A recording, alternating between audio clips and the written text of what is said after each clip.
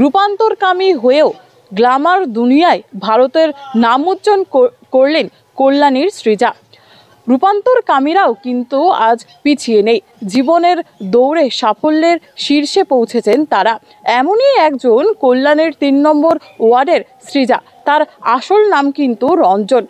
তা এই রূপান্তরকামী হওয়ার জন্যও কিন্তু তাকে নিপীড়নের শিকার হতে হয়েছে। সামাজিক নিপীড়ন থেকে শুরু করে পরিবারের নিপীড়ন সব কিছু পেরিয়ে কিন্তু আজ ইন্টারন্যাশনাল দুনিয়ায় ইন্ডিয়া থেকে তিনি ফ্যাশন শোতে প্রথম স্থান অধিকার করেছে। সাংবাদিকদের মুখোমুখি সৃজা ঘোষ নিজেই জানিয়েছেন সব কিছুর প্রতিকূলতা নিপীড়তার শিকার হয়েও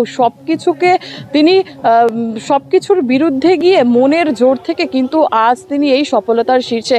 আজ হয়তো তাকে সবাই পছন্দ করছে, তাকে সবাই চিনছেন, তাকে সবাই ভালোবাসছেন, তবে এই সাফল্যের পেছনে রয়েছে কঠিন কষ্ট।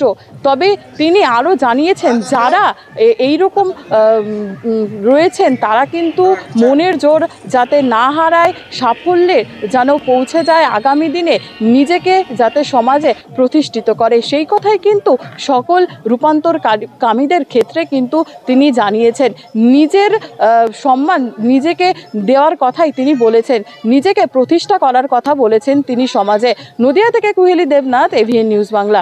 আমি নিজেকে নিজের সঙ্গে অনেক লড়াই করতে হয়েছে, সমাজের সঙ্গে লড়াই করতে হয়েছে, অনেক ক্ষেত্রে মানে সমস্ত জায়গা থেকে লড়াই করতে হয়েছে। আজকে সেই জায়গায় লড়াই করতে করতে একটু একটু করতে করতে নিজেকে তৈরি করতে করতে আজকে নিজেকে এই জায়গাটা আনতে পেরেছি আমি। আচ্ছা, সবাই তো বলে যে রূপান্তরকামী মানে একটা সমাজে পিছিয়ে পড়া, ওদেরকে দিয়ে কিছু হবে না। এই যে বাধা বিপন্ন, সেই বাধাটা তো এসছে নিশ্চয়ই তোমার কাছে। হ্যাঁ, 100 বার এসে, অনেক ক্ষেত্রে এসে হয়তো আমাকে দেখে সবাই ফার্স্ট টাইম একটা মেয়েই ভাবে যে না একটা মেয়ে।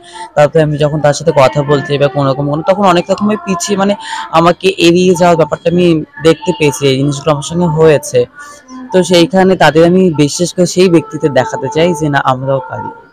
তো এখানে যে মানে তুমি আজকে যে কম্পিটিশনে জিতেছো, সেটা কম্পিটিশন কোথায় আয়োজন হয়েছিল? এটা কানপুরে হয়েছিল। আমি আমাদের কলকাতায় একটা আলপি নবজীবন ওয়েলফেয়ার সোসাইটিতে ডান্স ট্যালেন্ট শোতে পার্টিসিপেট করলাম। ওইখানে আমি ভালো, আমাদের মদন মিত্র স্যার ছিল, রচনা ব্যানার্জি ছিল ওইখানটায়, তারপরে সম্রাট স্যার ছিল, এরকম অনেক লোক ছিল। তো সেইখান থেকে আমার জার্নিটা শুরু হয়। তো আস্তে আস্তে আজকে এখন নিজেকে এই জায়গায় তুলতে পেরেছি। তো তুমি যে দিল্লিতে প্রোগ্রামটা অ্যাটেন্ড করে আজকে জয়ী হয়েছো, তো সেখানে তুমি ভারতকে রিপ্রেজেন্ট করেছো, তোমার সাথে হয়তো আরো অনেকে ছিল। হ্যাঁ, তো কেমন লাগছে ভারতকে রিপ্রেজেন্ট করতে? মানে নিজেকে তো প্রচন্ড নার্ভাস ফিল হচ্ছিল যে আমি পারবো কি পারবো না। তো ফাইনালি তারপরে মা বাবা আশীর্বাদ ছিল আমার সঙ্গে, তারপরে আমার একটা ফ্রেন্ড আছে যে বিল্টু নাম, ও আমাকে প্রচন্ড সাপোর্ট করেছে। আর তারপরে ওদের সাহস নিয়েই আমি আজকে এই জায়গাটা আসতে পেরেছি। তো সমাজে যাই নাই বলুক, মা বাবার সাপোর্টটা কতটা পেয়েছো? মা বাবার সাপোর্টটা সবসময় পেয়েছি, কিন্তু মা বাবাকে হয় না যে যেহেতু এটা তো একদম প্রপার টাউন না, তাই তাদেরও প্রবলেম ফেস করতে হয়, আমার জন্য এখনো করতে হয়। বা যে সেটাই আমি বলতে চাই সমাজকে যে আমরাও মানুষ, আমরা কোনো মেশিন মানে কোনো তৈরি করা জিনিস না। তাই আমি এটাই বলবো, যে যেভাবে হোক তাকে সেভাবে অ্যাকসেপ্ট করা উচিত।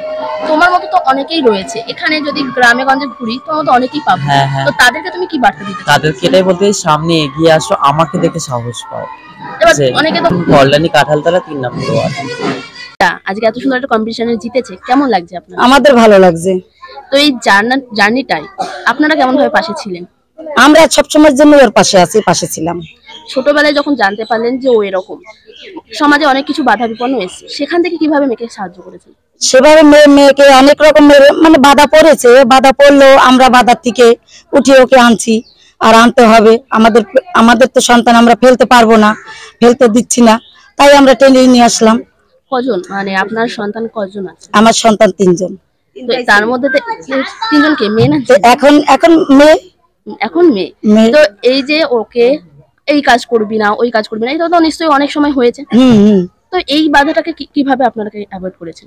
আমরা অ্যাভয়েড কি করে করব, তা এখন আমরা অনেক রকমের না বলেছি। ও যখন ফিরছে না, তাই আমরা তারপর বললাম যা তোর যেটা ভালো লাগে তাই তুই কর। ছোটবেলা পড়াশোনা বাড়িতেই করেছে, টিউশনি মাস্টার দিয়েছি, মাস্টারের কাছে পড়াশোনা করলো। মাধ্যমিক অবধি টানা একভাবেই ক্লাসে উঠেছে।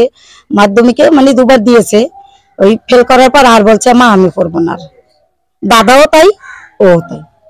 তো তারপরে যখন ও বললো যে আমি এরকম নিয়ে লাইনে এগোবো, তখন আপনার কি ও ও প্রথম বলেনি যে আমি এই কাজ করব, এইটা লাইনে আমি যাব।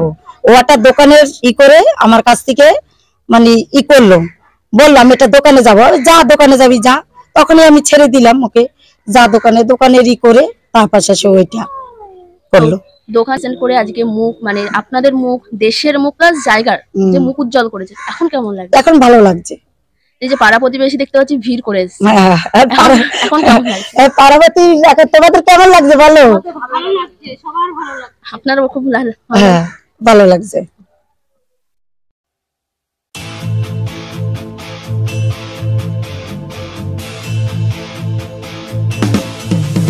ওই পাহাড় হতে সমুদ্র তটে এই বাংলার প্রতিপদ ঘাটে নির্বিকার নিরপেক্ষতার সাথে আমরা আছি এই বাংলাতে।